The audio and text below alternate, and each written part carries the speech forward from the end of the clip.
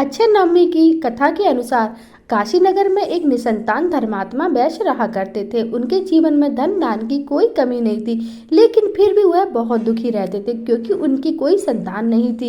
एक दिन वैश्य की पत्नी ने उनकी एक पड़ोसन से ने कहा कि अगर तुम पुत्र रत्न की प्राप्ति चाहती हो तो इसके लिए मेरे पास एक उपाय है। इस उपाय के अनुसार तुम्हें किसी पराये बालक की बलि भैरव भगवान के नाम से चढ़ानी होगी। लेकिन जब वैश्य को इस बारे में पता चला तो उन्होंने इस काम को करने से मना कर दिया। हालांकि उनकी पत्नी के मन में संतान प्राप्ति की प्रबल इच्छा थी, जिससे वो लालच में पड़ गई और मौके की तलाश में लग गई।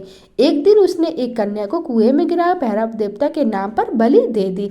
इस पाप के परिणाम स्वरूप वैश्य की पत्नी को पूरे शरीर में कोढ़ हो गया। साथ ही उस लड़की की आत्मा भी उसे सताने लगी।